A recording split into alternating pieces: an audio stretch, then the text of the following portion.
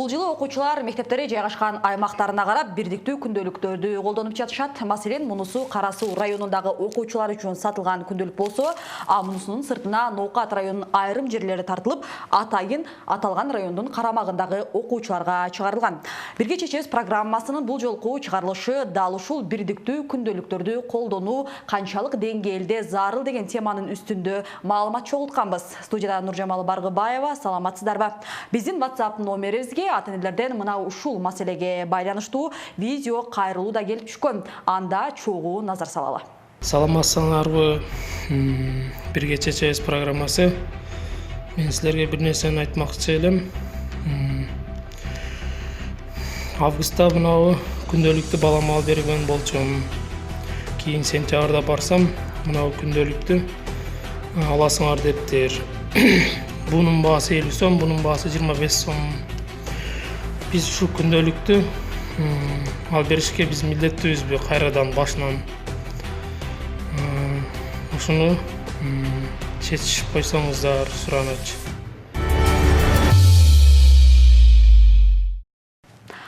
Ынтымак телеканалы күндөлүктөр боюнча кыскача сюжет даярдагандан соң социалдык тармактарда дагы талкууга жем таштады. Андан белгилүү болгондой, күндөлүктөр бир гана видео тасмадагы аймакта эмес, бардык облустарда сатылганын билдиришкен. Чын, ар жылда жакшынакай күндөлүк алып алат кызым. Кайра эле колдонбой сатып алат школдукун. Ким саттырат күндөлүктөрдү? Бишкек Көлмө 78 мектепте 63 сомдон бердик. Кыргызстан боюнча бардык мектептерге берилди. 35 сомдон алды балдар. Бардык жерде эле ошондой го. Күндөлүк бир чиновниктин аялынын бизнеси окшойт. Ооба, биз дагы Кызыл Дөбө орто мектебинен 45 сом деп алышты. Өзүбүз сатып берген күндөлүктөрдү жаратышпаптыр. Бир окуучунун колунда көрдүм, мектептен сатып алган жөнөкөй эле күндөлүк экен, өтө кымбат экен. Базарда дүкөндө сатылып жатат. Ал дагы ошондой экен, арзан экен. Мектептеги күндөлүктөр кайсыл бийликтин бизнеси экен, бийликтөгү алгыла ата-энелер бөлүмү.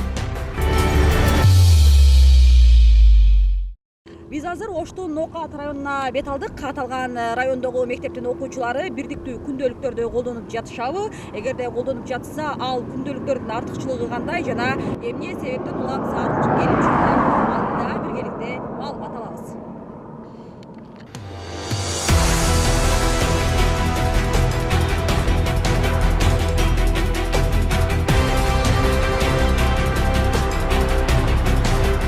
Каалоочулар албай турсун, ушу өзүнүн Ноокаттын динегин алсын дедик. Жок, 60 сомду балдар көтөрбөйт. Окуучунун билим деңгээлине, сүйлөө чебине, чет маданиятына, сабакка катышуусуна жардам берели? Жок. Маселен, бул райондо күндөлүктөрдү билим берүү бөлүмүнө тиешеси жок эле мугалим басмаканадан чыгартып, мектептерге сатканы таратып берген. Райондук жетекчилик мындан кабардар болуп, 50 сомдон сатууга макулдук бергенин маалымдады. Азыркы жалпы аянты канча, ийли канчасы көрөз, канчасы башка бүт баары кеңири бердик. Ноокат району боюнча кеңири маалымат. Ушурда ким азыр, мурда неме Заврева ким. Бизде бир ай болса, бир жигит айтып берди, ким десе. Ошондой нерсе болбосун да муну киргизгенбиз. Анан мынау ата-эненин милдеттери жана укуктары. Толук көрсөтүлгөн жерде. Анан аркасында дагы бир жери бизде 6 школада сабак жок да. Субботагын кружоктор, кайсы кружокко барат бала. Кайсы кружокко барбайт, ким каякта жүрөт. Анан мына жерде ата-эненин өзүнүн сунушу, бурдагы күндөлүктөрдө ата-эненин сунушу болгон эмес. Барып өзүнүн жанынан чыгартып акелип таркаттым. Ошондо кайсы айда саттыңыздар мектептерге? Кайсы айда өткөздүңүз? 25 августтан кийин келди. 1 августта сүйлөштүк, чечим кабыл алдык, андан кийин 25-27 келди ошо чагында. Ага чейин мисалы ата-энелерге сиздер кандай негизде кабар жеткирдиңер? Ата-энелерге биз ошо немелер келгенде, организация келгенде ошолорго кабар бердик. Ошолорго айттык. Каалоочулар албай турсун, ушу өзүнүн Ноокаттын динегин алсын дедик. Канбек деген агайыбыз ушу күндөлүктү чыгарыптыр, эми чыгарып мага келди биринчи келип, баасы 60 сом дегени мен жок 60 сомду балдар көтөрбөйт. Баасын төмөндөтсөңүз дегенбиз, анан ошол 50 сомго түшүрдү. Анан 50 сом дегенде сапаты жакшы деди да, мен ошондо 35 сомдук күндөлүк менен салыштырып, анда кемчиликтер мында кайталанбай тургандыгын айтты. Biz özümüzün çoluşlarımızda, ben protokolünü yazılıp da ayttım. Hiç bir daha yerde zorda aytılmaydı şu. ата-эне, мектептин мугалими, директор өзүнө жаккан жеринен алса болот. Анан массовый бир жерден ал деген бизде жок. Мисалы биз эмнеден алды деген тапшырма бербедик да биз. Бербейбиз дагы да. Жогоруда бирдиктүү күндөлүктөрдү колдонуунун башкы максаты район тууралуу маалыматтар менен окуучуларды кабардар кылуу дешти. Мектептерде балдардын баары болбосо дагы көпчүлүгү мына ушул бирдиктүү окуу куралын колдонуп жатышканын тасмага түшүрүп келдик. Негизгиси күндөлүктөрдө жазылган район тууралуу маалыматтар менен окуучулар таанышып чыгышканбы? Маселе мына ушунда турат.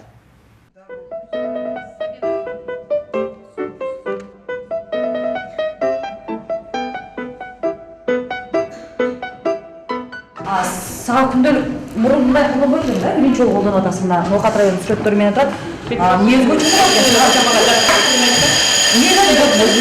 Ноокат районунда эмне маалымат алдың?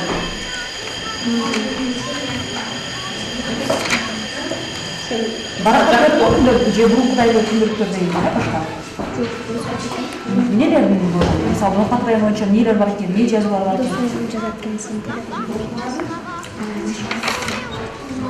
Бул башка күндөлүктөрдө деле бар, ошондой эле экен, сен эмнени байкадың? Балдар көрдүңбү күндөлүктү? Мисалы, эстерге чыгарып тур. Ноокат району боюнча бул жерде Ноокат району борбордук шаарлар ошо немелер жазылган.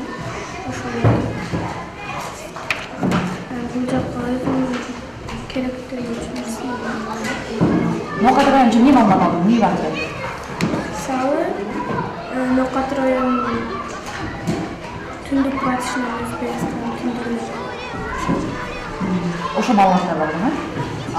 Ким сатып атат сага күндөлүктү? Күндөлүктү мектептен. Мектептен сатты? Качан сатып алган? 5-6 күн жүрдү. 5-6 күн жүрдү. Мугалимдер сатты да? Ошо алып кетпешти да. Биз ушундай күндөлүктү катыласыңар.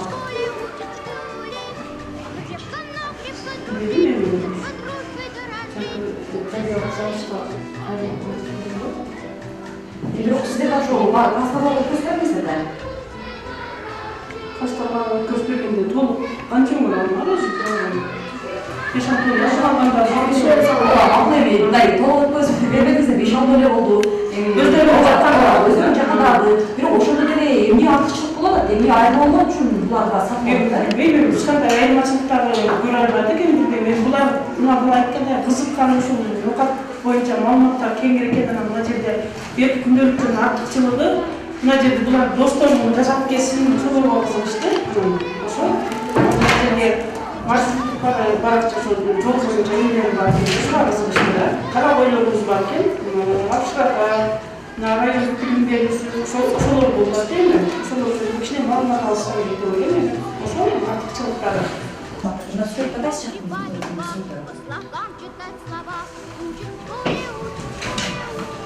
Билесизби, сырты кайсы жакта сүрөттөр? Пол турат берде, суулар турат. Кайсы жакта билүү экен?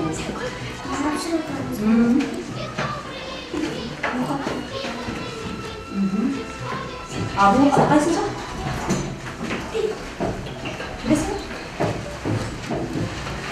Ичинде эмне? Ичин бар? Кандай күндөлүк экен? Же бурункулардай эле окшош экен, барбы?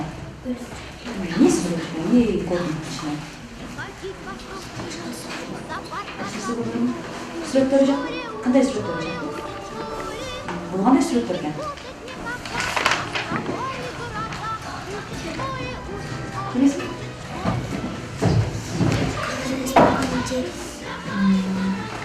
Башка күндөлүктөрдө да ушундайлар бар, мындай жак бар. Мына жерде эмнелер жөнүндө маалымат бар экен? Окудуңузбу? Окуган жоксуң да? Башка күндөлүктөрдө эле бар да? Ноокат району боюнча эмнелер жазылганын билбейт экенсиң да? Артын көрдүңбү беле мыналарды? Булар эмне экен? Эмне маалыматтар экен? Скорый тез жардам нерселердин номерлери экен. Жаттап алдыңбы? Тез жардам канча экен номери? 102 болсо керек. 102 болсо керек. Бул жактарында парақтап көрдүңбү? Апам ушундай күндөлүк алып берди. А сага жакпы? Же кандай күндөлүк алат экен? Машиналардын сүрөтү бар күндөлүк алып алып, же кандай алат экен? Жок. Ушундай алат элем. Өлкө боюнча бирдиктүү күндөлүк деп жайылган система боюнча Билим берүү министрлиги кабардар эмеспиз деп билдиришет. Бул боюнча мектептерге эч кандай көрсөтмө каттар дагы жөнөтүлгөн эмес деп айтылат маалыматта. Тескерисинче министрликтин жоосунда окуучулар 36 жумалыкка ылайыкташкан каалагандай күндөлүк колдонууга уруксаат берилген. Министрлик мектептерде окуу китептери менен камсыздайт. Ал эми окуу тетрадтар менен, күндөлүктөр менен ата-энелер балдарын өздөрү камсыздайт. Ошондуктан бул милдеттүү түрдө күндөлүк алсын деген эч кандай буйрук чыгарылган эмес. Эгерде базардан ата-эне сатып алса, бул ыктыярдуу түрдө өзү каалаган күндөлүктү баласына алып берди. Ал эми мектептен талап кылуу болбош керек. Ошол күндөлүктү сөзсүз аласың деген. Билим берүү министрлиги тарабынан буга чейин бир да буйрук бирдиктүү күндөлүк киргизгиле деген мектептерде талап коюлган эмес. Бул боюнча бизге ата-энелерден кайрылуу келип түшкөн болсо, биз албетте чара колдонобуз. Эгер ушундай мажбурлоо фактылары катталган болсо. Атайын чыгарылып сатылып жаткан күндөлүктөр балаңыздын билим деңгээлин көтөрө салбайт. Муну билим берүү адистери кармануушуда. Себеби базарларда же мектептерде сатылган күндөлүк болобу баарын структурасы бирдей. Тагыраагы баарында тең эң зарыл делген сабактарды тизмектөөчү бөлүгү, берилген тапшырмалар жана ата-эне, мугалим кол коюучу жерлери көрсөтүлгөн. Менин колумда азыр 2 башка күндөлүк турат. Булар бирдиктүү күндөлүктөр. Мазмунуна келгенде, мазмунуна келгенде, структурасына келгенде. Бирдиктүү деп эмнени айтып атышат булар? Бирдиктүү күндөлүк бардыгында басмаканалардын фантазиясында желек, кийимин макул бузбаган, бала ушул жерден кийиминди жаттасын, патриоттук сезим ойгонсун. Мен ага каршылыгым жок. Бирок биринчи гана сырт мына биздин баягы жалпы дептерлерге окшотуп эле чыгарып атышат. Студенттерде эле ушундай сыртында Нурлан Насиптин, Кыргызстандын сүрөтү бар дептерлерди көтөрүп жүрөт го. Андан эмне биз эми бүгүн студенттерди дагы бирдиктүү дептер көтүргүлө дейлиби? Мына күндөлүктүн эң эле бизге кызмат кыла турган структуралык бардыгы бирдиктүү. Өзү базарда дагы мына сатылган билим берүү башкармалыгында мектепте сатылган күндөлүк дагы, базарда сатылган күндөлүк дагы, башка бир кымбат дүкөндө, келкел дүкөндө сатылган күндөлүктүн бардыгынын максаты ушундай бөлүктөрдөн турат. Жадвал жазылат, тапшырма жазылат, баа коюлат, окуучу кол коет, ата-эне кол коет. Мындан башка бул бирдиктүү күндөлүк деп айтуунун өзү дагы күндөлүк өзү бирдиктүү да. Кайсы жерде болсо дагы. Анан бул жерде бир чоң кызыкчылыктар болушу мүмкүн. Мисалы үчүн мына бирдиктүү дегенде бунун сапаты окуучунун билим деңгээлине, сүйлөө кебине, кеп маданиятына, сабакка катышуусуна жардам береби? Жок. Бул окуучунун үйдө ата-эне менен байланыштыруучу көпүрө болот. Ата-эне аябай көп беш алынганда окутуучусуна барып ыраазычылык айтат мугалимге. Анан тескерисинче ата-эне бир жумада бир нече жолу 2 алганда, демек күндөлүктү көтөрүп алып өзү барат. Мугалим кыжалат болот. Неге менин балам математикадан 2 алып атат? Баламда эмне кемчилик, мектепте эмне кемчилик деп салыштырат. Биздин максат ошондой максатта колдонушубуз керек.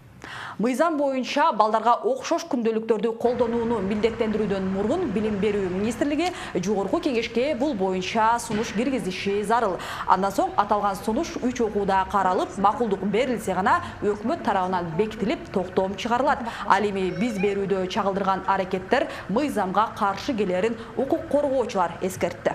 Мунун бардыгы мыйзам жолунда, жарандык мыйзамдын негизинде аткарылат да. Бул жерде эч кайсы мыйзамдын эч нерсеси жок эле, бирөөлөр өздөрүнүн идеясы менен бизнес ойлоп тапкан. Ата-энелер окуучулар акча таппагандыктан, ата-энелер каржылоочу жана ошол окуучулар үчүн жооп берүүчү мыйзамдуу өкүл катары ата-энелер булар мыйзамдуу өкүлдөр балдар үчүн.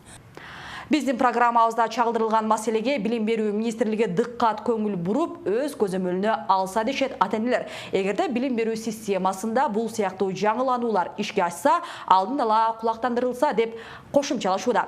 Белгилей кетсек, учурда электрондук күндөлүктөрдү колдонуу боюнча 10 пилоттук мектеп тандалып, 9 компания иштеп жатат. Бул аракет жыйынтыгын берип, өлкөдөгү бардык мектептерде электрондук система ишке ашырылса, ата-энелер ашыкча түшүнүксүз чыгымдан арылат деген чоң үмүт турат. Канча каражат сарпталса дагы, ал окуучулардын толук кандуу билим алуусуна шарт түзүп берсе, буга эч бир жаран каршы эмес. Анткени Кыргызстандын келечеги өсүп келе жаткан билимдүү жаштардын колунда деп келебиз. Мына ушуну менен биз бүгүнкү программабызды жыйынтыктайбыз. Соңунда биздин WhatsApp номерибизди эсиңиздерге сала кетели. 755 10 30 47 номерине өзүңүздүн аймагыңызда чечилбей жаткан көйгөйлөрдү жөнөтсөңүз, биз сиз менен байланышып, ал маселени бирге чечебиз.